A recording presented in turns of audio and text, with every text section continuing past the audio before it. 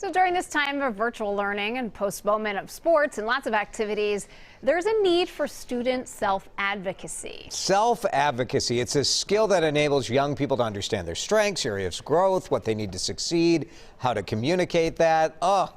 It's a skill some of us adults don't have a real good handle on, right? This is not just for their basic education. You need this throughout life. And we have what we call a learning opportunity. It's an opportunity I don't think any of us really wanted to have going, but Michael Walker is a PhD student at the University of Minnesota. Got a couple special guests with us, Michael. Introduce your daughters. Yeah, I have my daughter Anna here, who's an 8th grader at 13 years old, and my other daughter Jada, who's a freshman at 14 years old.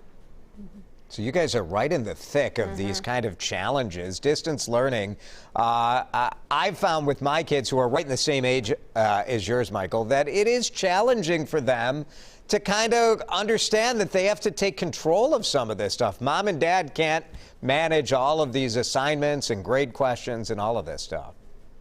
Yeah, you're exactly correct. I mean, one thing that we talk about in our family is about having balance, being assertive, but also being respectful when you're doing that work. And so I'll let Jada tell a story about her being assertive and respectful this school year. I was having a hard time in classes early on in the beginning of the year because there was a lot of lecturing going on and not a lot of like interactions. So I emailed my teachers and just told them how I felt about it, and then they started to make changes. They did make the changes, and has that helped then since that's happened? Yeah. Yeah.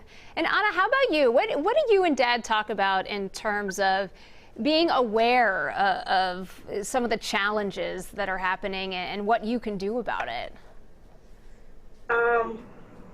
Basically, we just we knew that we needed to, if we had a problem, we had to email our teachers. Yeah. That's not an easy thing to do.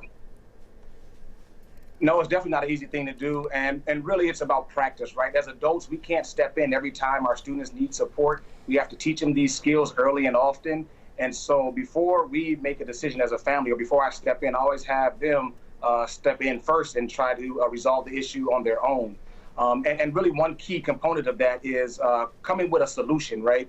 Too often we have people who come with a ton of complaints and sharing different things of why they're frustrated, but they don't necessarily come with a solution or idea of what can make it better. And so we talk about how do you provide that solution, that suggestion, so that you can support that teacher as you are asking for that, as you're self-advocating for yourself.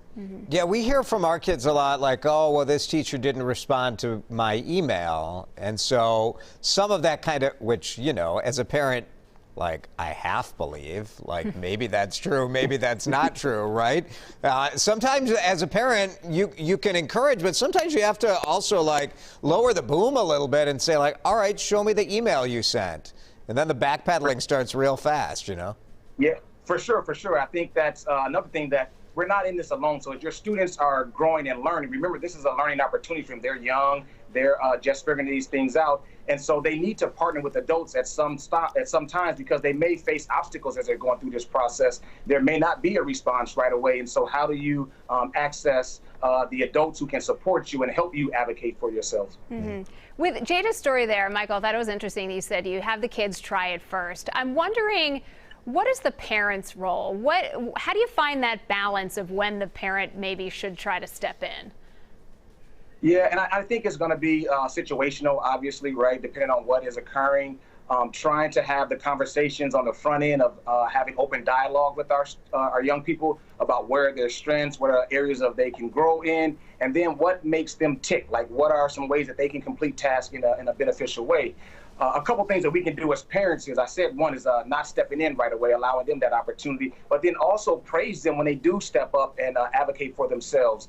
Even though it may not go as planned, always praise and say, hey, I appreciate what you're doing. This is a good skill set to have, because in life you'll need this as you go forward.